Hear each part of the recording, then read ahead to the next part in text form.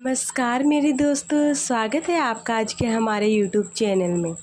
दोस्तों, आज की वीडियो में आपके लिए लेके आई हूँ जन्माष्टमी स्पेशल।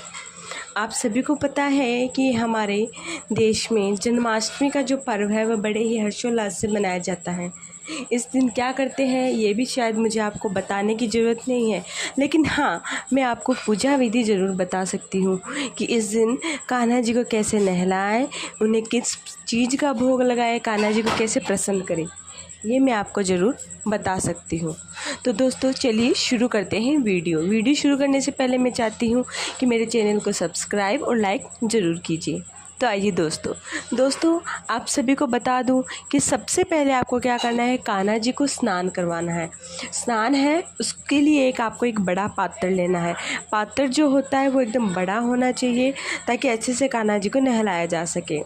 ठीक है, उसमें क्या करना है, एक जो लोटी होती है, आप सभी को पता होगा, हम जो घर में पूजा पाठ के लिए प्रयोग में लेते हैं, उस लोटी को ले लें।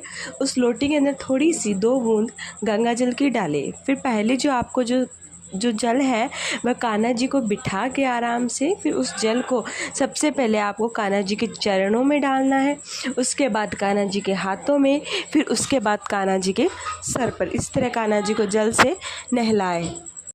फिर कान्हा जी को जल से स्नान कराने के बाद हमको कान्हा जी को पंचामृत से स्नान करवाना है।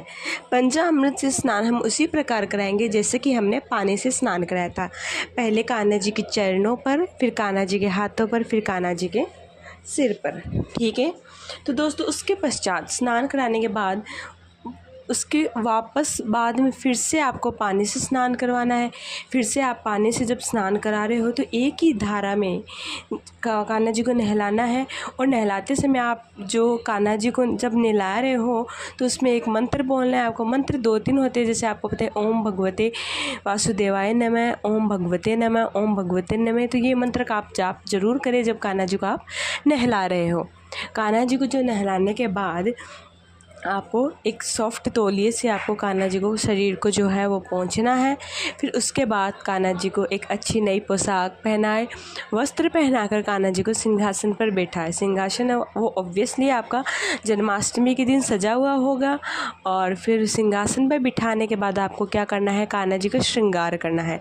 श्रृंगार जैसे कि आप कान्हा जी के केस लगाइए, उनकी काजल डालिए, बिंदी लगाइए और जो मुकुट है वो लगाइए। जो भी आपके पास श्रृंगार का जितना भी सामान है वो आप कान्हा जी को पहना दीजिए। उसके बाद आपको क्या करना है, कान्हा जी को सिंहासन पर बिठाने के बाद आपको चारों तरफ सजावट तो की होगी आपने। उसके बाद आपको क्या करना है, कान्हा जी को पुष्प चढ़ाना है। पुष्प आप कोई भी अच्छे से पुष्प चढ़ा सकते हो, लेकिन हाँ दोस्तों, कमल का फूल ज़रूर चढ़ाइए। कान्हा जी को कमल का फूल बहुत पसंद है।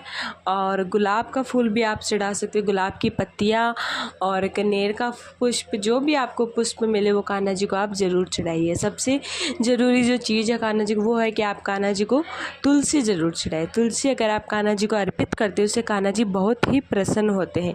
कान्हा जी को तुलसी बहुत पसंद होती है। और कान्हा जी को तुलसी जब आप अर्पित करें तो वो ऐसे नहीं कि आप एक ही तुलसी कान्हा जी को अर्पित कर रहे हो। कान्हा जी को आप 108 तुलसी अर्पित करें। अगर आप 108 तुलसी नहीं कर रहे तो उसकी माला भी बनाकर आप कान्हा जी को अर्पित कर सकते हैं। और एक कान्हा जी को आपको एक वेदंती जो माला होती है वह भी आप कान्हा जी को अर्पित करें। दोस्तों मेरे पास मैंने तो कान्हा जी को वेदंती माला अर्पित की है, आप भी ज़रूर कीजिएगा। और उसके बाद वेदंती माला जो होती है, उसके बाद उससे क्या होता है, कान्हा जी बहुत प्रसन्न होते हैं, कान्हा जी को बहुत अच्छी लगती है। उसके बाद आपको क्या करना है, कान्हा जी को भोग लगाना है। जैसे कि आपने कान्हा जी को सजा दिया, फ्लावर चढ़ा दिए उनको, अब आती है भोग की बारी। भोग में आप सबसे पहले 5 फल जो होते हैं वह ज़रूर लें। कान्हा जी को 5 फल ज़रूर चढ़ाए। और अगर आपके पास अधिक है तो आप जितने हैं आप उतने चढ़ाइए। कान्हा जी को पंजीरी का भोग लगाए। सबसे ज़रूरी जो भोग है कान्हा जी को वो है माखन मिश्री का। कान्हा जी को माखन मिश्री बहुत पसंद है, तो आप कान्हा जी को माखन मिश्री का भोग लगाए। माखन मिश्री का भोग लगाने के बाद आप पंजीरी का लगाए, कुछ चॉकलेट है वो भी चढ़ा दीजिए। जो मिठाई है, जो घर में आपने हलवा बनाया है वह भी कान्हा जी को आप ज़रूर चढ़ाए। कान्हा जी को हलवा चढ़वाने के बाद आपको क्या करना है, कान्हा जी को उनके कान्हा जी को जब आप भोग लगा रहे हो तो कान्हा जी के आगे जो चम्मच होती है उससे ज़रूर आप वो जो पंचामृत है वो भी आपको कान्हा जी को चढ़ाना है। उससे सिर्फ नहलाने में थोड़ा सा आप कान्हा जी के पास में रख दें, ठीक है। फिर भोग भी केले का भोग ज़रूर लगाए, खीरे का भोग ज़रूर लगाए। दोस्तों, केला और जो खीरा है वो कान्हा जी को बहुत पसंद है। ऐसा माना जाता है कि कान्हा जी को जो जन्म है वो खीरे से ही हुआ है ना। तो खीरा ज़रूर चढ़ाए आप कान्हा जी को, पुष्प भी चढ़ाए। जो जो चीज़ें कान्हा जी को पसंद है वो कान्हा जी को ज़रूर चढ़ानी चाहिए।